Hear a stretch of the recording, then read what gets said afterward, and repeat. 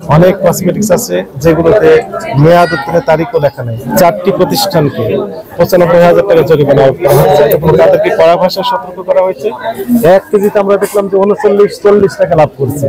এইরকম অপরাধ সংঘটিত করছে, তাদের বিরুদ্ধে আইনি কঠোর ব্যবস্থা নেওয়া হচ্ছে।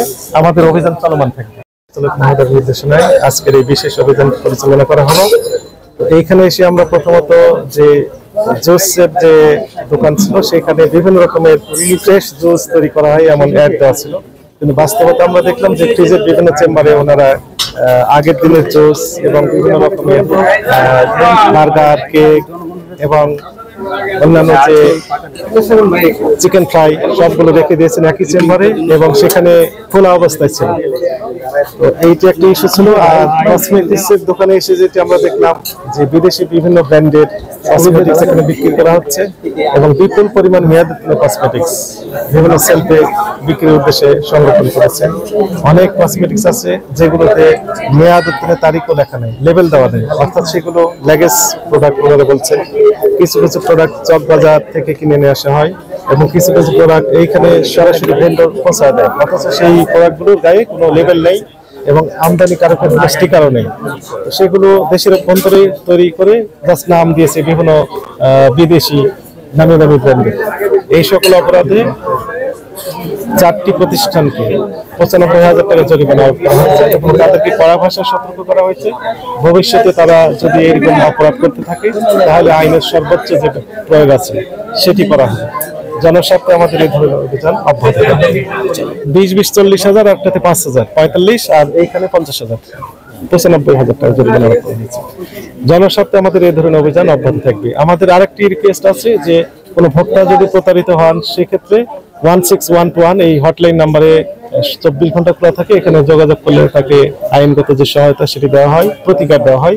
একই সাথে এরকম নকল প্রোডাক্ট বিক্রি হয় বা অনিয়ম হচ্ছে এইরকম তথ্য আমাদের হটলাইনে জানালেও মূলত আমরা সেই দ্রুততম সময়ে সেই প্রতিষ্ঠানের বিরুদ্ধে তদন্ত করে আইনানুগ ব্যবস্থা নেওয়া হচ্ছে। এবং শ্যামবাজারে একটি প্রতিষ্ঠানে আমরা দেখালাম, আমার কাছে ডকুমেন্ট সবগুলো রয়েছে, যে ইন্ডিয়া থেকে সোনা মসজিদ হয়ে, চাঁপাইনবাবগঞ্জের সোনা মসজিদ হয়ে শ্যামবাজার পর্যন্ত পৌঁছাতে 24 টাকা 92 পয়সা এরকম, অর্থাৎ 25 টাকার কম খরচ পড়েছে। সেই আলু তারা বিক্রি করছে 56-57 টাকা প্রতি কেজি। 1 কেজিতে আমরা দেখলাম যে 39-40 টাকা লাভ করছে। এইরকম অপরাধ সংঘটিত করছে, তাদের বিরুদ্ধে আইনি কঠোর ব্যবস্থা নেওয়া হচ্ছে। আমাদের অভিযান চলমান থাকবে। একটি মামলা আমরা এখন দিব, এইরকম আমরা সিদ্ধান্ত নিয়েছি। আর দ্বিতীয় যে বিষয়টি সেটি হচ্ছে যে আপনি যেমন বললেন যে আমরা অভিযান করে আসি, আসলে এগুলো পরবর্তীতে আবারও দাম বাড়িয়ে দিচ্ছে। আমাদের যেহেতু লোকবলের একটু সমস্যা রয়েছে, জেলা পর্যায়ে একজন কর্মকর্তা, একজন স্টাফ, এই লোকবল দিয়ে আসলে সবকিছু নির্মূল করা সম্ভব না। তাহলে কিভাবে সম্ভব? এইভাবে যে আমরা আসলে দেখিয়ে দিচ্ছি, ভোক্তা যিনারা রয়েছেন, 18 কোটি ভোক্তা আমাদের দেশে আছেন, তাদেরকে আমরা দেখিয়ে দিচ্ছি যে এখানে এই অনিয়মগুলো হচ্ছে। আপনারা দয়া করে এই অনিয়মের বিরুদ্ধে আপনারা সোচ্চার হন। আপনারা মিডিয়া সহকর্মী আছেন, আপনাদেরও দায়িত্ব প্রচার করা, যাতে করে ওভারওয়েলমিং মেজরিটি যেন এই মেসেজটি পায় যেখানে এই রকমের প্রতারণা হচ্ছে। একই সাথে ব্যবসায়ী কমিউনিটি যিনারা আছেন এনারাও যেন মেসেজ পান যে এইরকম অপরাধের কারণে এইরকম শাস্তি হচ্ছে। যিনাকে অর্থদণ্ড দেওয়া হলো, ওনার তো পারিবারিক সামাজিক ভাবে উনি হেয় হয়ে গেলেন, ওনার ছবি আপনাদের মাধ্যমে ওনাদের যে ভিডিও সহ যাচ্ছে, তো স্বাভাবিকভাবেই তারা মানসিকভাবে একটু দুর্বল হয়ে যাচ্ছে।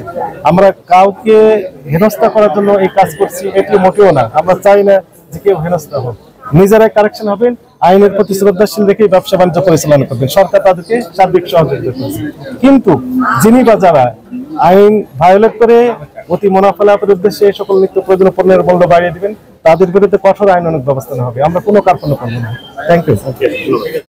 সংবাদ, ফিচার ও অনুষ্ঠানের জন্য ভিজিট করুন সংবাদ প্রকাশের ওয়েবসাইট এবং যুক্ত থাকুন ফেসবুক পেজ ও ইউটিউব চ্যানেলের সঙ্গে।